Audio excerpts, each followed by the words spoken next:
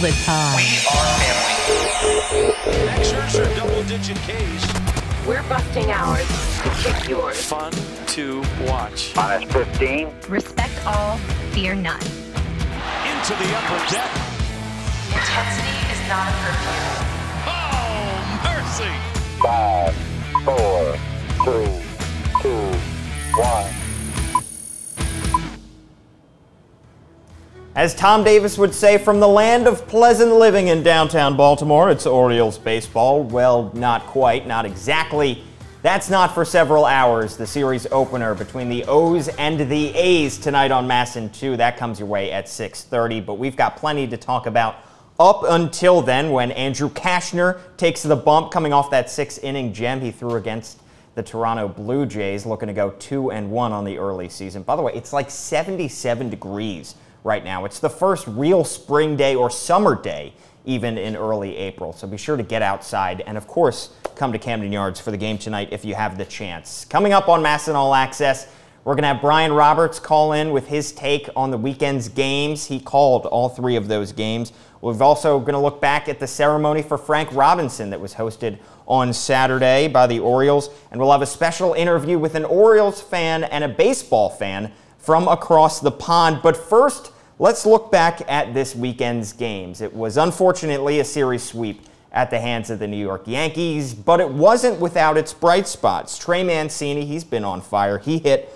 another homer. Jonathan Villar extended his hit streak to 7 games. Paul Fry has been awesome. Nate Carnes hasn't allowed a run. And perhaps most importantly, the team is staying close, and they're staying together. And Brandon Hyde is keeping his guys focused, and he's keeping them upbeat.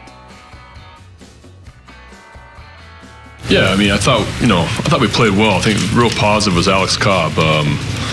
Threw the ball great. Really had a split change going, and really made one bad mistake. But was it's great to see him out there in his first start, and gave us a great chance to win.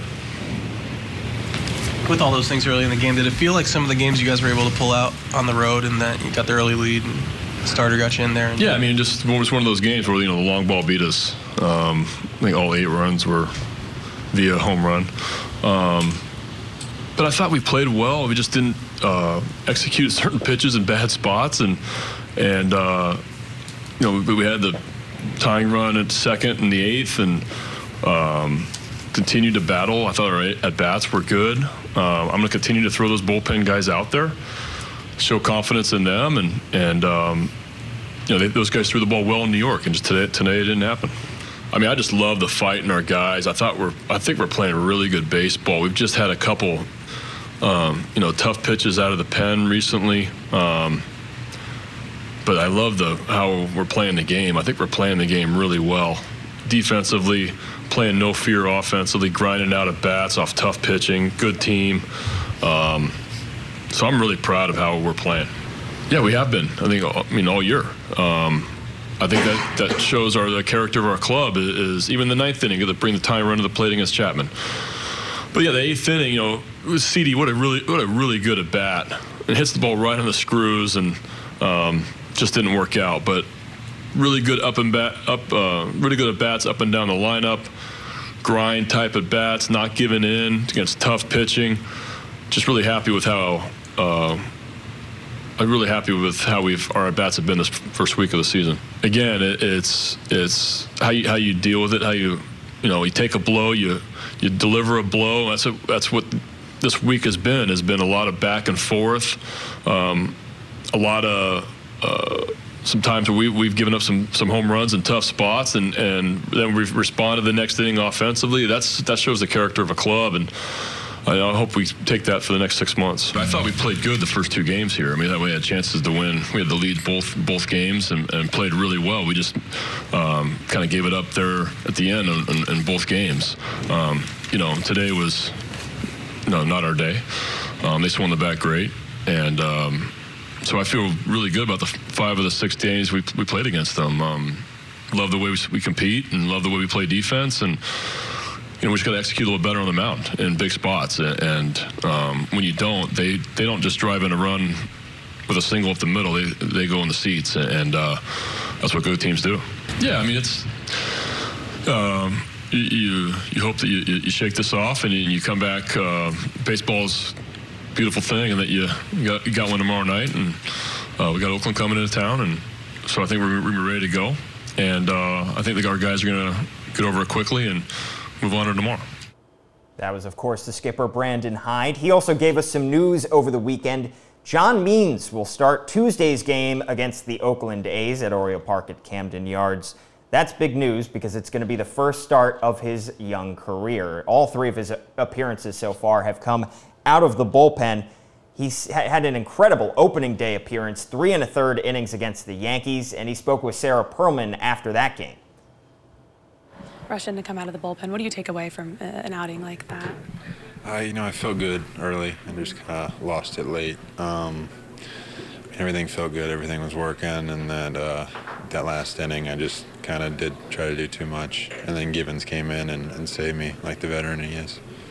What did you see from a team performance? Started off hot and then the offense just couldn't kick it. Is it just because it's a tough lineup or just the way the game goes? What do you? Yeah, it's just kind of how it goes. I mean, that's a good team out there, and we're going to get them, and they're going to get us. It's just kind of how it goes, kind of how it is playing in the AL East. When you look at a Yankees lineup like that, is it daunting at all when you're a rookie like yourself, or are you going to just take it as it is? And it's honestly, I enjoy it because it's a challenge, and that's what you want. You want to face the best hitters every night out. You want to see how good your stuff is. It's a really good challenge for you. Look, this guy means business. I mean, in his 3 outings so far this season, he's got a 1.52 earned run average, or means. And against the Yankees, he was downright means. 5 strikeouts in 3 1/3 innings on opening day, which means he's well deserving of this chance. How many was that? Was that like 5? Sweet.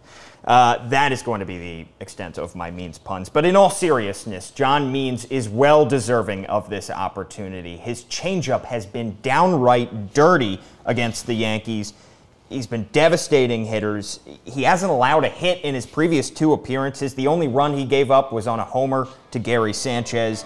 He is definitely deserving of this chance, and hopefully he makes the most of this opportunity.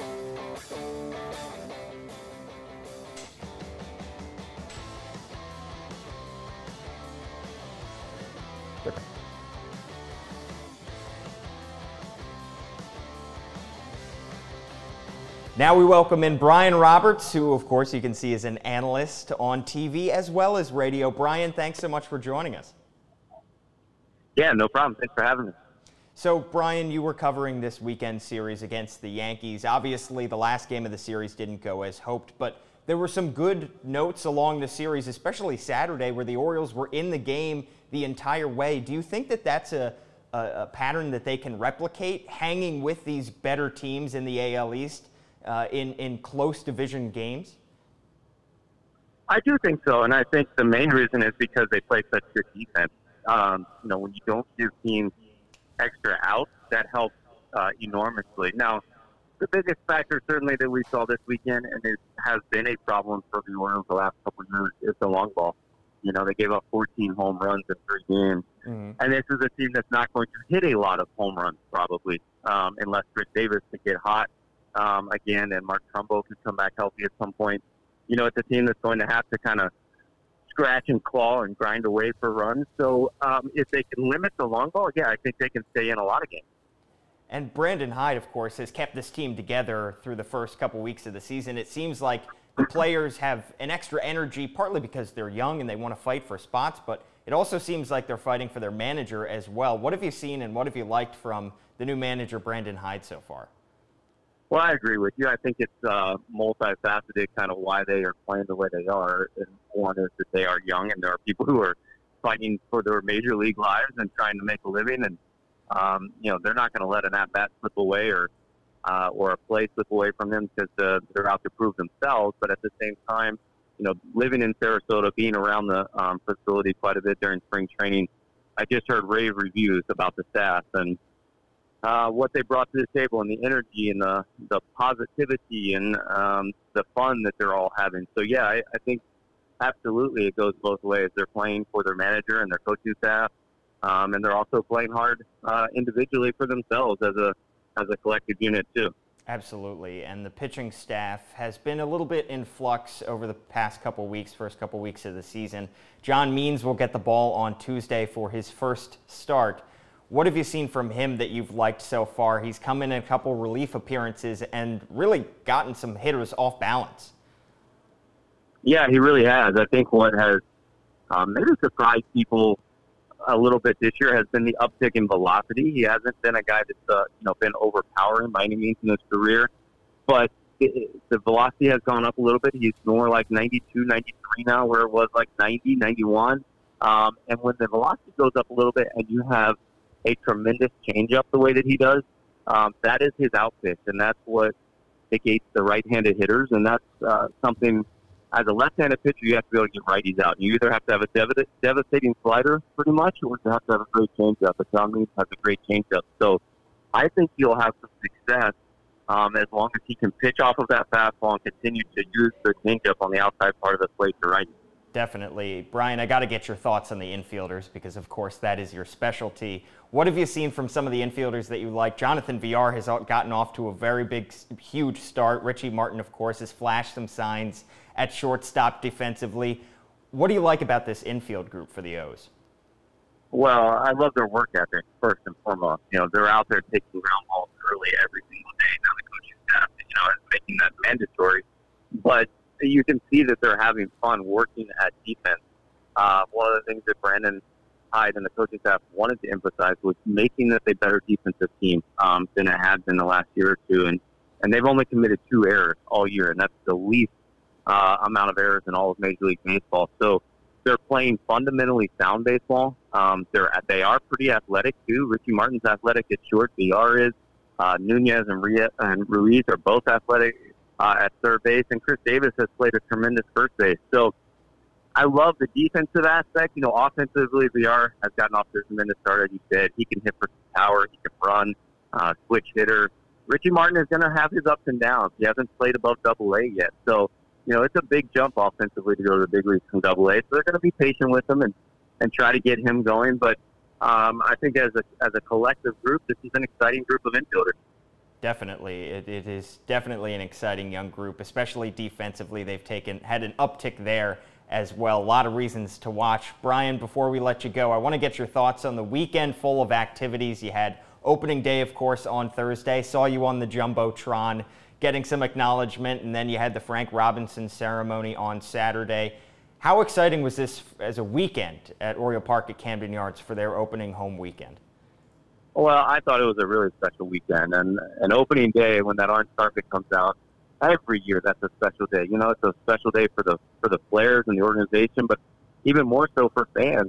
Fans that have made that a tradition to go with family and friends and take a holiday essentially from work. So that is huge. And then Frank's ceremony, the Orioles do such a phenomenal job when they put ceremonies on, and to see the legends of Orioles past show up and to hear Jim Palmer and Boog Powell and Brooks Robinson stand up there and talk about Frank's impact and his impact on the game and the city and everything else. And then yesterday was a big kids' day, so lots of kids out enjoying the game, running the bases. It was an awesome opening weekend, absolutely. Certainly could have used a W or two, but when it comes to the fan experience and just the enjoyment of the game, it was a big weekend. And it was great to see you back in the park as well. Brian Roberts, thank you so much, an analyst on TV as well as radio, and now on Facebook Live on MASN All Access. Thank you, Brian. All right, thanks for having me. As we just alluded to, the Orioles celebrated the life and legacy of Frank Robinson on Saturday, a former player, executive, and manager. Frank's accolades are almost innumerable. 2-time MVP, World Series MVP, Gold Glove winner, Triple Crown winner, 2-time World Series champ, Manager of the Year, and of course a member of the Baseball Hall of Fame. His legacy, though, goes far beyond his on-field accomplishments. Jim Palmer, Boog Powell, and Brooks Robinson all spoke at the ceremony on Saturday. Take a listen. We welcome you tonight for this very special occasion to honor a man who exemplified the meaning of the term Hall of Fame, and that, of course, is Frank Robinson. Frank Robinson was an intensely prideful man. We're playing in Boston. He hits a ball he thinks is going out of Fenway Park. He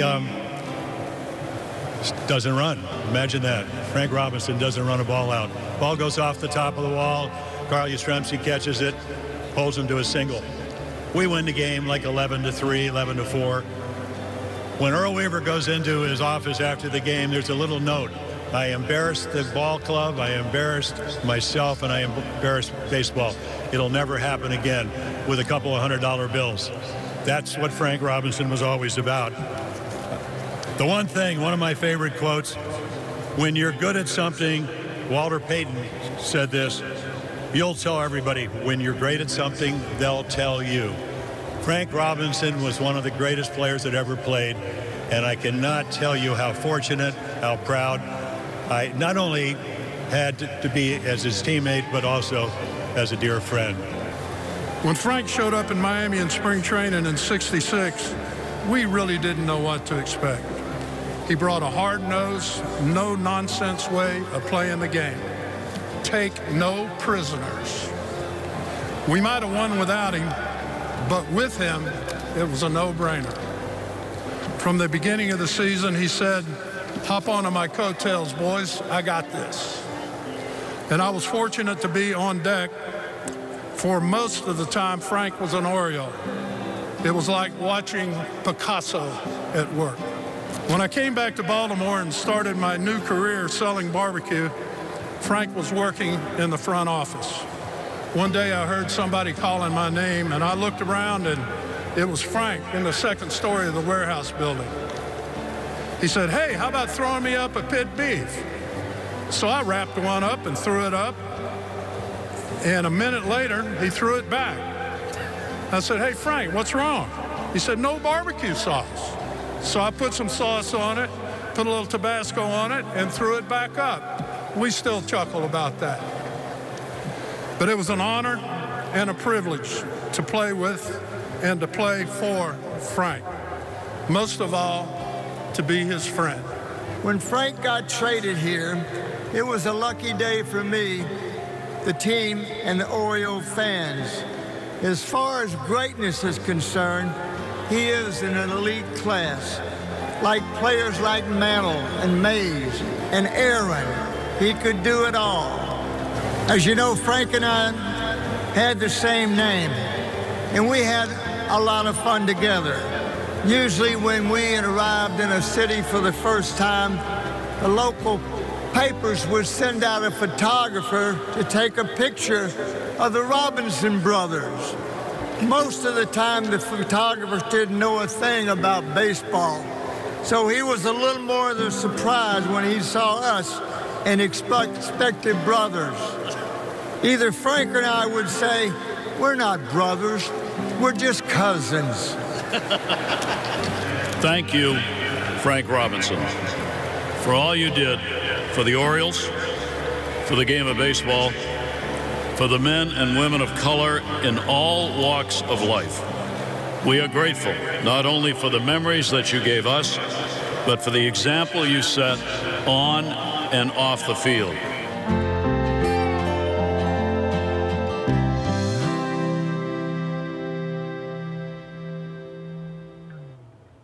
That's awesome stuff, and great, as always, to see some Oriole legends back at the ballpark on Saturday. All right, let's switch gears here and get a show of hands. How many of you have ever seen a cricket match in your life? Raise your hand.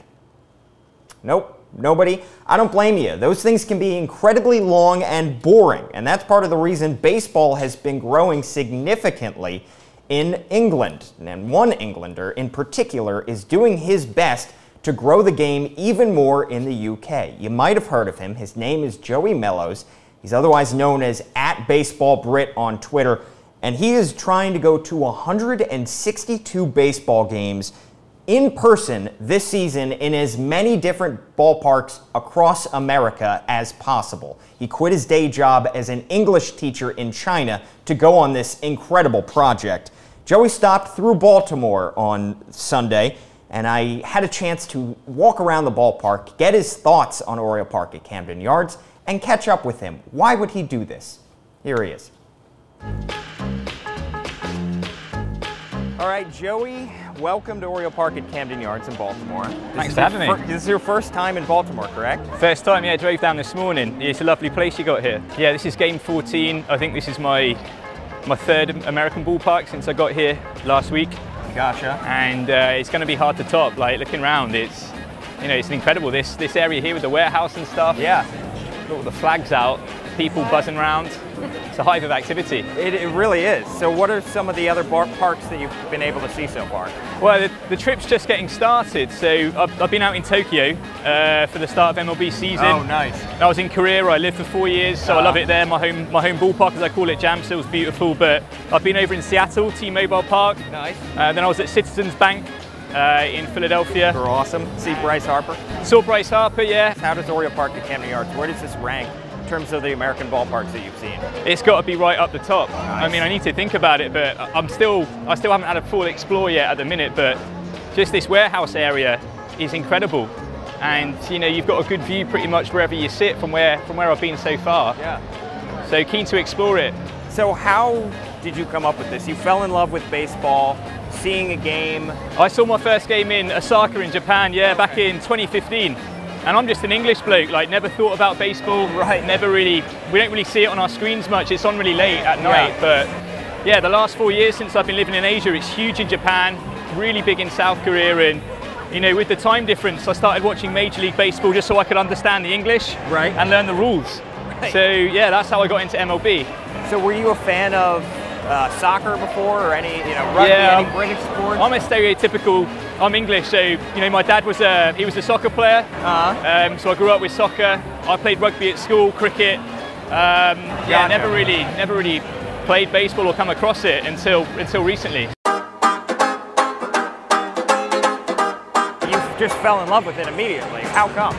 Yeah, for me, like, I don't know, there's something about coming to a ballpark in particular. You know, you've got 3 hours, you can sit and chat, bring your mates, the kids, whatever. You've got all the food, like, so when the action's not taking place, there's still lots to see and do. Yeah. But I love it, it's just one bloke staring down another guy, saying, come on then, let's have it. One of them with a ball, one of them with a bat. And I like the intensity of that. So, yeah, there's so much to enjoy at a baseball game, and I hope people back in England, in the UK and Europe, get involved when Major League Baseball comes over later this summer. Nice. So in terms of Baltimore stuff, do you know about crab cakes, about crabs? No. So big thing here is crab cakes. They love their crabs, they love their oysters as well. Right. I would highly suggest to get a crab cake somewhere in the ballpark. I'll try my best to get one, They're awesome. for sure. What American foods have you had so far? American foods, like, I'm a pretty simple bloke, so I like a hot dog. Nice. I've been on the pizza. I had the crab fries a couple of days ago. They were good, but yeah, still got a lot to explore when it comes to ballpark food. And any suggestions, like, really welcome. So thanks for the crab cake one. Of course. Well, Joey, have a fun time at the ballpark today. We hope you enjoy Oriole Park at Camden Yards. I'm sure it's already up there, as you mentioned. Oh, mate, it's beautiful, yeah. Yeah, it's going to be a blast. And we hope you have fun in your 162-game season. Thank you, mate. Yeah. Cheers. Good to meet you. Cheers, Paul.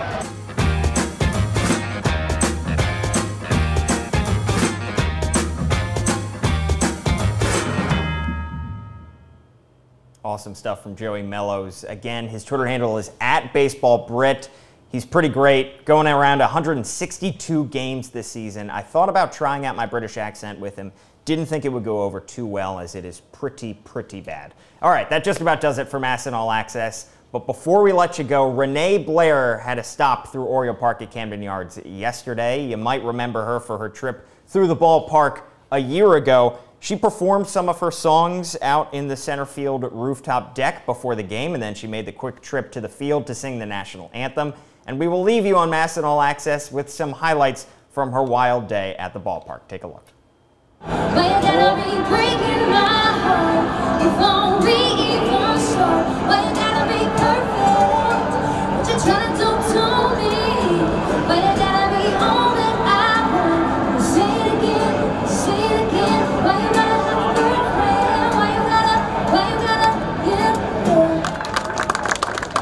As we welcome Nashville recording artist Renee Blair.